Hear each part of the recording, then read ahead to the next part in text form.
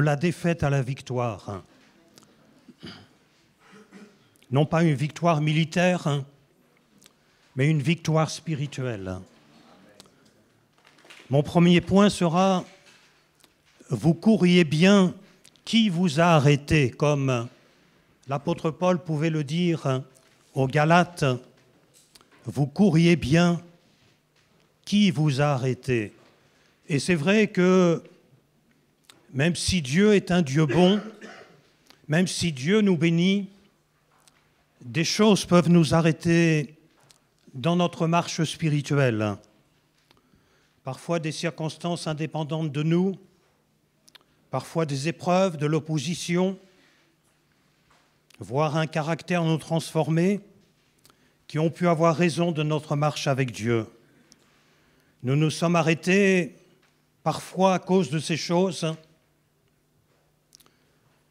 Il est arrivé même parfois que nous soyons trahis par des proches, et cela nous fait d'autant plus mal quand ce sont des personnes que nous aimons, voire des chrétiens qui nous trahissent. Et nous avons dit, si c'est ça la vie, s'il en est ainsi, je préfère me retirer. Parfois aussi, nous avons cru que la bénédiction de Dieu consiste à obtenir beaucoup de bien-être, la satisfaction de tous nos désirs. Et quand ces choses n'ont pas toujours été au rendez-vous, alors nous avons pu aussi nous arrêter. Ou alors, nous avons peut-être aussi voulu utiliser la puissance de Dieu, non pour construire, mais parfois pour juger ou pour détruire. Et de même que l'énergie nucléaire sert à éclairer beaucoup de personnes, mais si elle est utilisée à des fins militaires, elle est source de destruction. Et la puissance de Dieu est destinée à construire, mais si notre cœur est mal disposé, nous pouvons nous servir de la puissance de Dieu pour détruire, pour juger, pour condamner, plutôt que pour construire. C'est ce que Samson, dans l'Ancien Testament, cet homme de Dieu, malheureusement, a connu. Il a voulu associer la puissance de Dieu avec la vengeance, avec un caractère asservi à ses désirs. Et il pouvait dire « Je ne cesserai qu'après m'être vengé de vous ». C'est tout le contraire du caractère de Christ. Alors, parfois nous nous sommes arrêtés à cause de circonstances difficiles, parfois indépendantes de nous. Et vous savez aussi bien que moi que nous ne choisissons pas. Et les circonstances qui nous arrivent, et même parfois la famille dans laquelle nous grandissons, qui peut parfois être une famille détruite elle-même et qui nous détruit en même temps. Jérémie chapitre 8, verset 15, pouvait dire « Nous espérions la paix et il n'arrive rien d'heureux, un temps de guérison et voici la terreur. » Peut-être c'est l'état d'esprit de plusieurs personnes ce matin, se disant « Seigneur, je croyais que tu étais bon, je croyais que tu voulais me bénir, et voilà ce qui arrive dans ma vie, le deuil, la séparation, la haine, le mépris, l'injustice, et nous voulons nous arrêter. » Lamentation de Jérémie, chapitre 3, verset 18. « Et j'ai dit, ma force est perdue, je n'ai plus d'espérance en l'Éternel. Quand je pense à ma détresse et à ma misère, à l'absinthe, c'est-à-dire à ce qui est amer, à l'amertume qui est dans mon cœur, et au poison qui empoisonne notre vie parfois, qui nous empoisonne Parfois, malheureusement, c'est dans les couples, c'est dans les familles, c'est dans notre voisinage. Quand mon âme s'en souvient, elle est abattue au-dedans de moi, et voici ce que je veux repasser en mon cœur, ce qui me donnera de l'espérance. Les bontés de l'Éternel ne sont pas épuisées, ses compassions ne sont pas à leur terme, elles se renouvellent chaque matin. Oh, que ta fidélité est grande. Nous voulons, si quelqu'un ce matin est dans cette situation, dans cet état, de se dire « je n'ai pas d'espoir, je m'attendais à ce que Dieu me bénisse, et puis lorsque je regarde ma vie, elle est détruite, elle est un échec ». Alors, comme Jérémie, nous voulons repasser dans notre cœur que les bontés de l'Éternel ne sont pas épuisées. J'aimerais vous dire que même si nous nous sommes arrêtés, eh bien une deuxième chance est possible, un nouveau départ est envisageable. Car Psaume 34, verset 19, nous dit « L'Éternel est près de ceux qui ont le cœur brisé et il sauve ceux qui ont l'esprit dans l'abattement. » Par conséquent, Dieu n'est pas celui qui nous condamne, nous rejette en nous disant « Tu as faibli, tu t'es arrêté, tant pis pour toi, je ne t'aime plus ». Mais au contraire, Dieu se penche vers ceux qui ont le cœur brisé et il sauve ceux qui ont l'esprit dans l'abattement. Et ce qui nous donne de l'espoir, c'est Lamentation de Jérémie, chapitre 3, verset 31, « Car le Seigneur ne rejette pas à toujours, mais lorsqu'il afflige, et c'est vrai que parfois nous avons été affligés par notre propre péché, par nos addictions, nous n'arrivions pas à nous en sortir, nous étions esclaves de ce qui triomphait de nous, mais lorsqu'il afflige, il a compassion selon sa grande miséricorde, car ce n'est pas volontiers qu'il humilie et qu'il afflige les enfants des hommes. Dieu ne tient pas rigueur de notre faiblesse, parce que nous avons tous des faiblesses, nous sommes tous imparfaits. Il arrive des moments où c'est trop dur, où nous arrêtons, où nous risquons d'abandonner en disant « Seigneur, je n'arrive plus à avancer ». Et pourtant, Dieu ne tient pas rigueur de nos faiblesses, mais il veut nous relever. Ésaïe 42, verset 1er, « Voici mon serviteur que je soutiendrai, mon élu, en qui mon âme prend plaisir. J'ai mis mon esprit sur lui. Il annoncera la justice aux nations. Il ne criera point, il n'élèvera point la voix. Il ne la fera point entendre dans les rues. Il ne brisera pas le roseau cassé. » C'est-à-dire que si notre foi est si faible, si chancelante, que nous n'avons plus la force de prier, de lire la parole de Dieu, de nous approcher de Dieu, eh bien, Dieu ne nous dit pas « c'est bon, je te mets de côté », mais il nous dit « il ne brisera point le roseau cassé, il n'éteindra point la mèche qui brûle encore si notre foi n'est plus qu'une petite étincelle, bien faible, bien chancelante, au lieu de nous dire « eh bien, tant pis pour toi, tu avais qu'à être plus fort », Dieu nous relève, Dieu nous fait grâce et Dieu ne nous repousse pas. Alors, j'aimerais nommer simplement quelques hommes de Dieu. Ce sera mon second point, ceux qui se sont arrêtés pour montrer que la vie chrétienne n'est pas une vie où tout va forcément bien, où nous avons sans cesse la bénédiction de Dieu, mais il y a des hommes de Dieu, des femmes de Dieu qui se sont arrêtés pour différentes raisons. On pourrait nommer Moïse, qui a voulu libérer le peuple d'Israël, avec peut-être de bonnes intentions, mais il l'a fait d'une mauvaise manière, par sa propre force, en tuant l'Égyptien. Et il a été obligé de fuir pendant 40 années dans le désert, jusqu'à ce qu'il puisse devenir utile à Dieu. Il y a un temps de formation, il y a un temps nécessaire pour que nous puissions acquérir le caractère de Christ.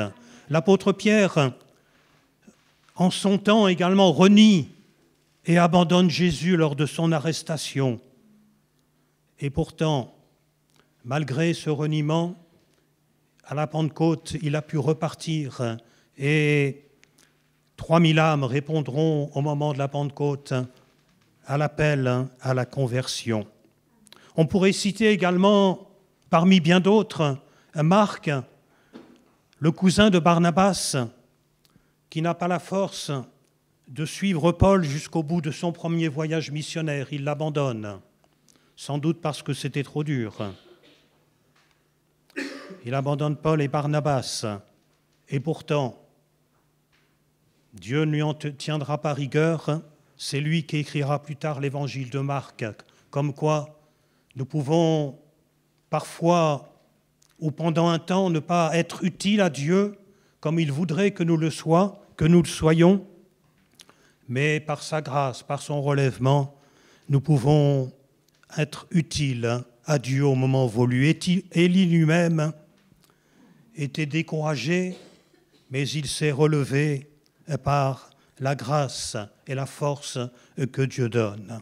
Alors, j'aimerais dire, et ce sera mon troisième point, l'échec, si parfois il est inévitable, l'échec peut devenir un temps de formation et de transformation de notre cœur.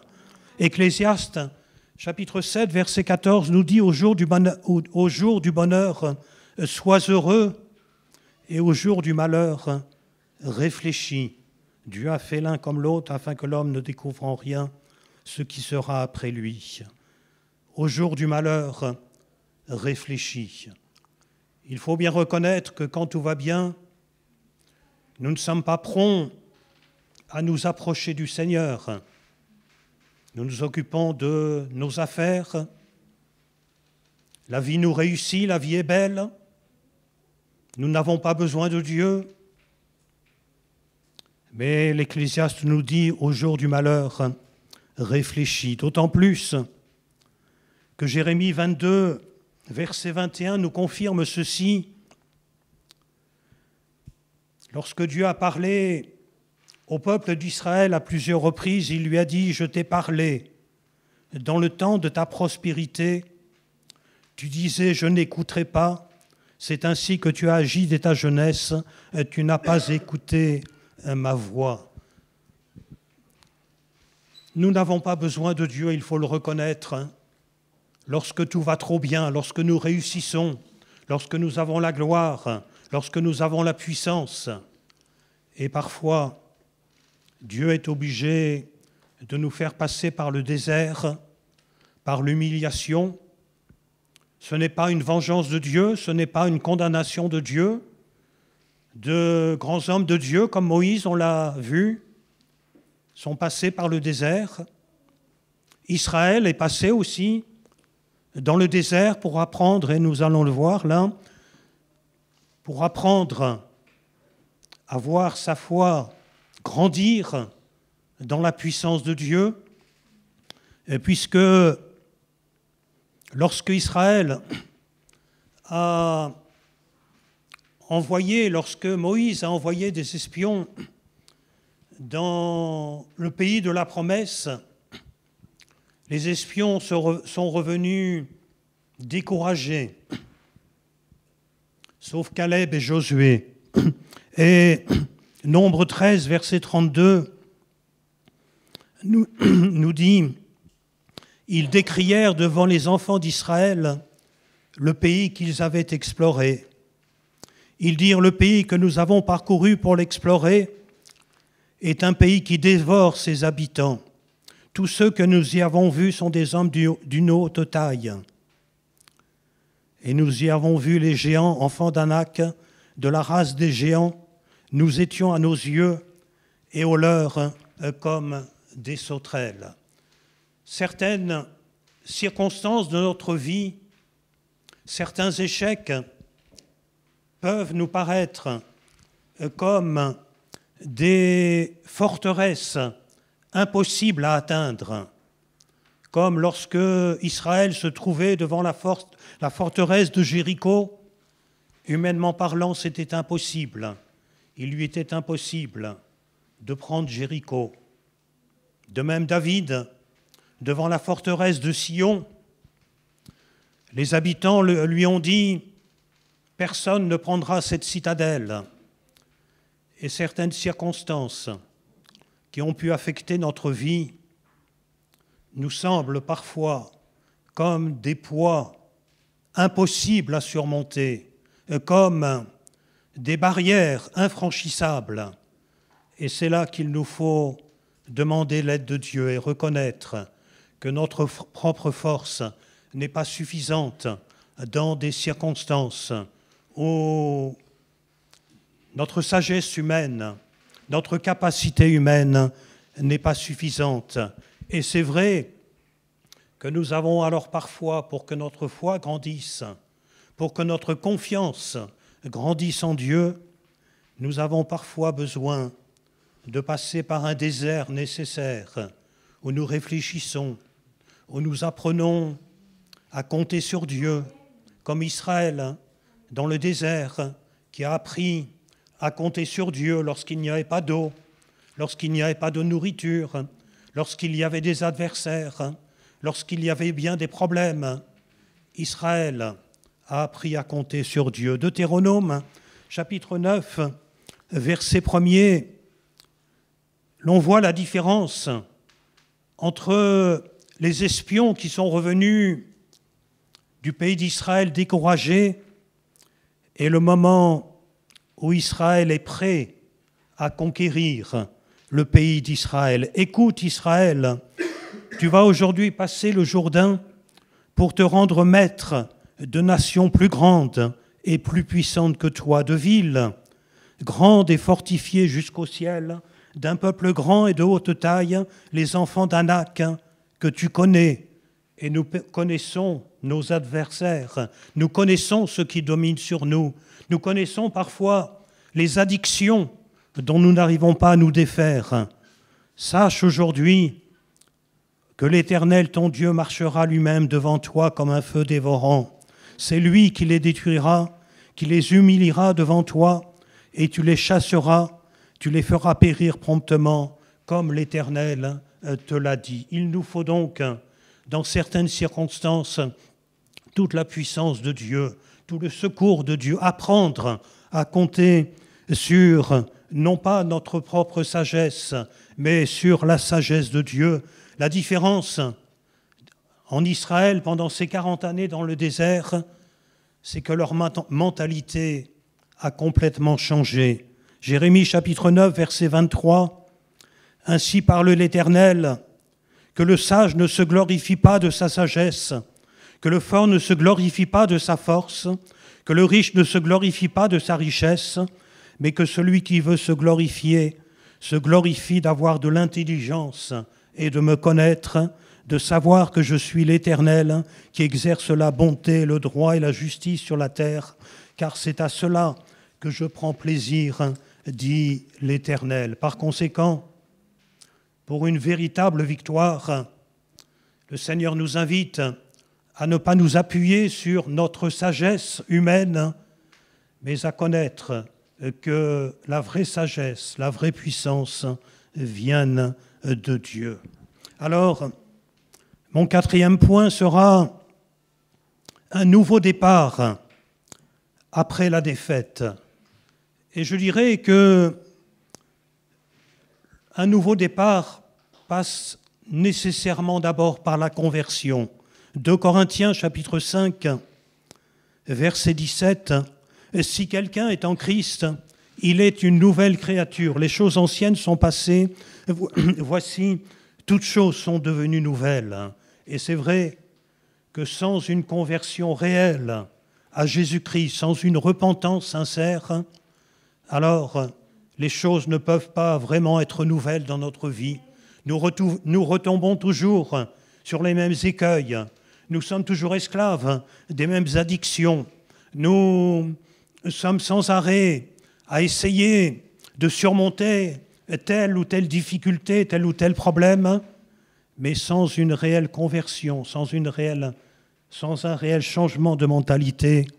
Cela n'est pas possible parce que nous n'avons pas en nous-mêmes la force de surmonter tout ce qui nous domine. Cependant, c'est la volonté de Dieu de restaurer. Si quelqu'un ce matin est dans la détresse, dans la défaite, dans le découragement, Jérémie 31, verset 28 nous dit « Et comme j'ai veillé sur eux pour arracher, abattre, détruire, ruiner et faire du mal », et c'est peut-être ce qui est arrivé dans notre vie, malheureusement, « ainsi je veillerai sur eux pour bâtir et pour planter, dit l'Éternel. » Jérémie 29, verset 11, des versets que nous citons souvent et que Dieu a donné par la bouche de Jérémie lorsqu'Israël était à Babylone, prisonnier dans la détresse. C'est à ce moment-là que ces paroles ont été prononcées, Jérémie 29, verset 11, « Car je connais les projets que j'ai formés sur vous, dit l'Éternel, projets de paix et non de malheur, afin de vous donner un avenir et de l'espérance. Vous m'invoquerez, vous partirez, vous me prierez et je vous exaucerai. Vous me chercherez et vous me trouverez si vous me cherchez de tout votre cœur. » J'aimerais dire qu'il y a de l'espérance quand on se confie dans le Seigneur.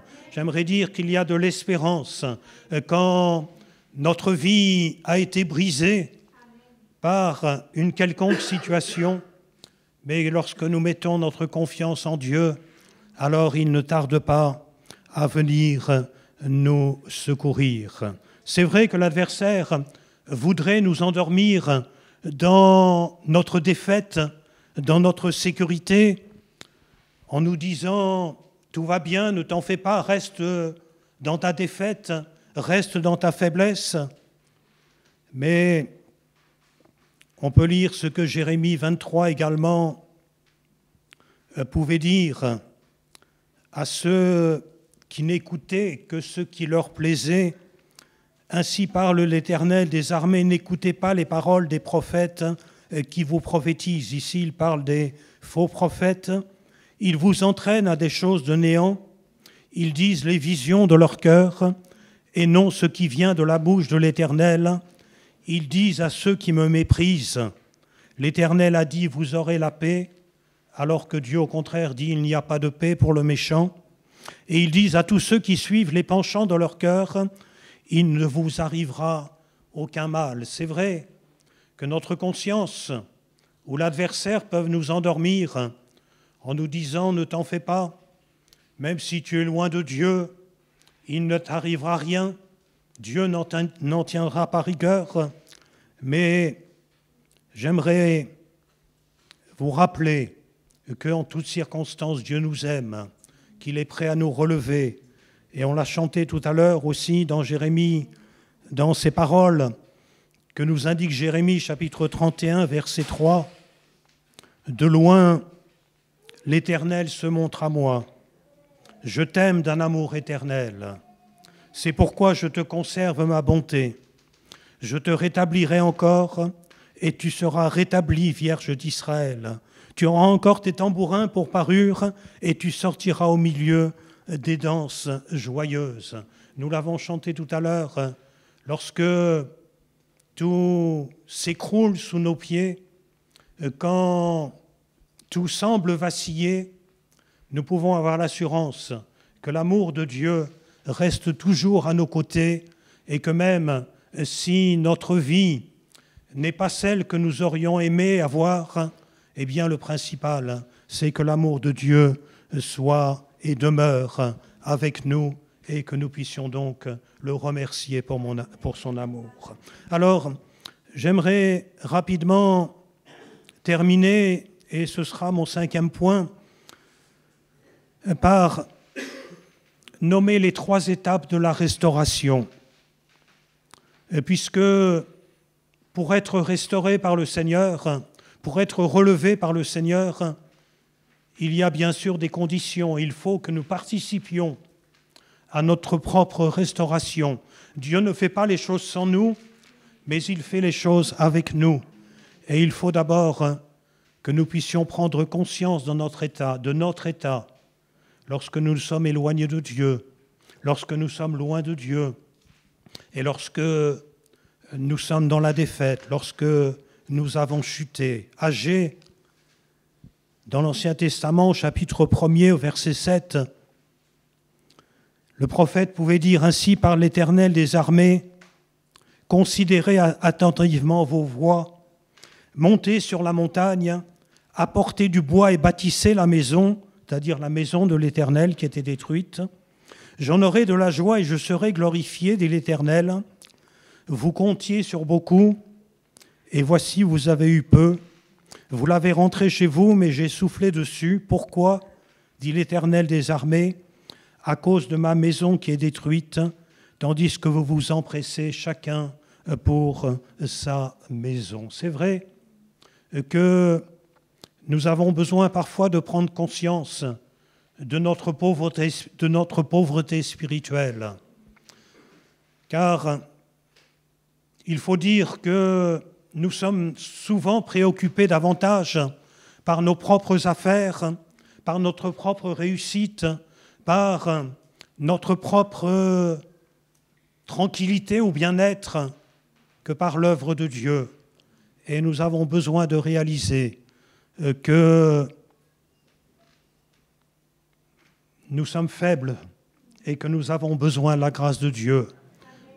L'Apocalypse pouvait dire aux chrétiens de Laodicée, « Je suis riche, vous dites, je suis riche, je n'ai besoin de rien. » Et il faut dire que parfois, nous sommes dans cet état d'esprit où nous disons, « J'ai réussi, j'ai tout ce qu'il me faut, je n'ai pas besoin de Dieu, comme on l'a dit tout à l'heure. » Et nous avons besoin de prendre conscience de notre pauvreté spirituelle. Mais je dirais que la 2e étape, Luc chapitre 15, verset 17, c'est de revenir vers le Père, de désirer revenir vers le Père. Étant rentré en lui-même, il s'agit du Fils prodigue.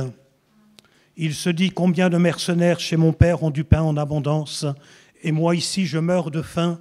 Je me lèverai, j'irai vers mon Père, et je lui dirai, mon Père, j'ai péché contre le ciel et contre toi. Dieu ne peut pas tout faire à notre place. Nous avons besoin de prendre une décision et de dire, peut-être cela nous humilie, et même certainement cela nous humilie lorsqu'il faut reconnaître que nous sommes pécheurs. Mais le Fils prodigue a accepté de faire cette démarche en disant « Je me lèverai », en voyant sa misère, en voyant sa détresse. « J'irai vers mon Père et je lui dirai « Mon Père, j'ai péché contre le ciel et contre toi. » Peut-être ce matin, quelqu'un a-t-il besoin de faire cette démarche qui n'est pas facile, il faut le dire, parce que cela nous humilie aux yeux des autres et aux yeux de Dieu et à nos propres yeux, nous qui nous pensions quelqu'un tellement de bien, tellement formidable, exceptionnel. C'est vrai que cette démarche est humiliante, mais elle est la seule qui nous amène sur le chemin de la restauration. Et puis, enfin, j'aimerais dire que prendre la décision de revenir vers Dieu, prendre conscience de notre pauvreté spirituelle, mais aussi, pour être relevé, il faut se laisser enseigner par Dieu. Se laisser enseigner par Dieu, cela veut dire mettre de côté certaines choses que le monde nous apprend, mais qui sont mauvaises, et accepter que Jésus nous enseigne autre chose. Matthieu, chapitre 5, verset 43, dans son sermon sur la montagne, à de nombreuses reprises, Jésus a dit à ses disciples et à ceux qui l'écoutaient, « Vous avez appris qu'il a été dit ».